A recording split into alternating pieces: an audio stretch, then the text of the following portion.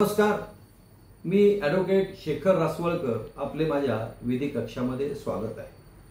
मित्रांनो, ब्लॅकस्टोनचा एक सिद्धांत आहे की 10 अपराधी हे निर्दोष सुटले तर चालतील, परंतु एका निरपराध एका निष्पाप व्यक्तीला शिक्षा होता कामा नये। मद्रास हायकोर्टाने एका खुनाच्या प्रकरणामध्ये असं निरीक्षण दिलं होतं की 1000 कल्प्रिट्स हे निर्दोष सुटले चालतील, परंतु एका निष्पाप व्यक्तीला शिक्षा होता कामा नये। त्यांनी त्याच्यामध्ये पुन्हा असं निरीक्षण दिलं की गुन्ह्याचा तपास हा निपक्षपातीपणे कायद्याच्या चौकटीमध्ये राहून प्रामाणिकपणे होणे गरजेचे आहे, परंतु तसा तपास न झाल्यामुळे बरेच लोक हे तुरुंगात खितपत पडून आहेत। सांगण्याचा उद्देश असा की समजा एखाद्याला बेकायदेशीरित्या अटक झाली किंवा चुकीच्या पुराव्याच्या आधारे शिक्षा झाली, तर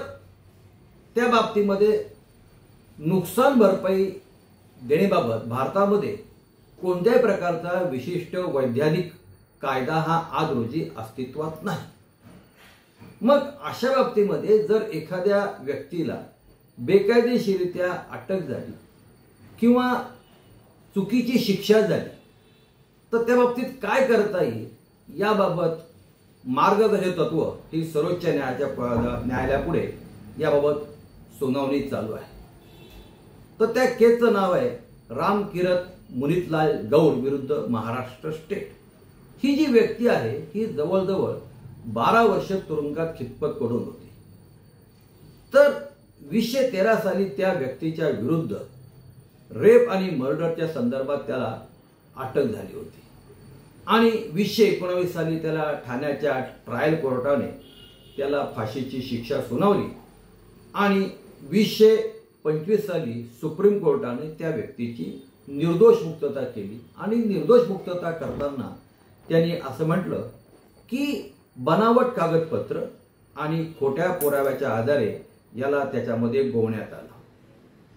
आणि मग त्या व्यक्तीने असं म्हटलं की अशा प्रकारे मला खोट्या पुराव्याच्या आधारे शिक्षा दिल्यामुळे माझं संबंध जीवन, माझं संबंध लाईफ हे उद्ध्वस्त झालं। माझं जे समाजामध्ये असणारं जे स्टेटस आहे याला फार मोठ्या प्रमाणामध्ये हानी पोचलेली आहे। माझं कौटुंबिक जीवन हे उद्ध्वस्त झालेलं आहे। आणि मग साहजिकच ती जी व्यक्ती आहे ती हैदराबाद स्क्वेअर क्लिनिक नावाची एक संस्था आहे, त्यांच्या मार्फत ती सर्वोच्च न्यायालयामध्ये याचिका दाखल करते। आणि जेव्हा याचिका दाखल झाल्यानंतर साहजिकच सर्वोच्च न्यायालयाचं खंडपीठ सर्वोच्च न्यायालयाचे अटॉर्नी जनरल आणि सॉलिसिटर जनरल यांना यांच्याकडे विचारणा करून त्यांच्याकडे ती मदत मागतात।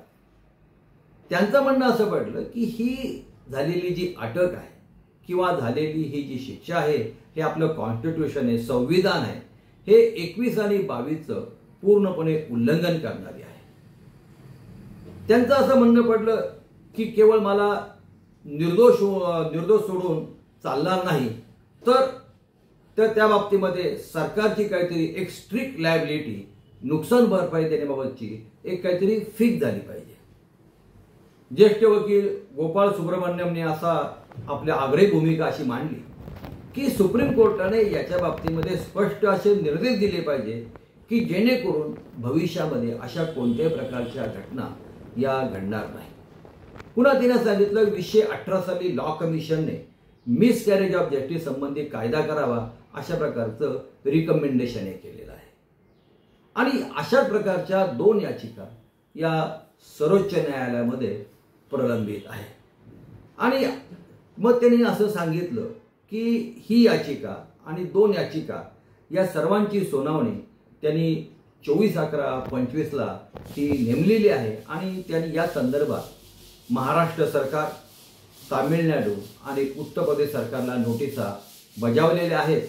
आणि त्यांचं म्हणणं ऐकल्यानंतर सर्वोच्च न्यायालय याच्या बाबतीमध्ये जर एखाद्याला चुकीची शिक्षा दिली किंवा बेकायदेशीर अटक केली तर काय करता येईल या संबंधीच्या गाईडलाईन ठरवतील। आणि त्या ठरवल्यानंतर मी आपणास पुन्हा काय झाले यासंबंधी पुढील भागात खुलासा करील। तुर्तास तिथे थांबतो। मित्रांनो, तुम्हाला माझा व्हिडिओ आवडला आपण लाईक करा, शेअर करा, सबस्क्राईब करा. धन्यवाद.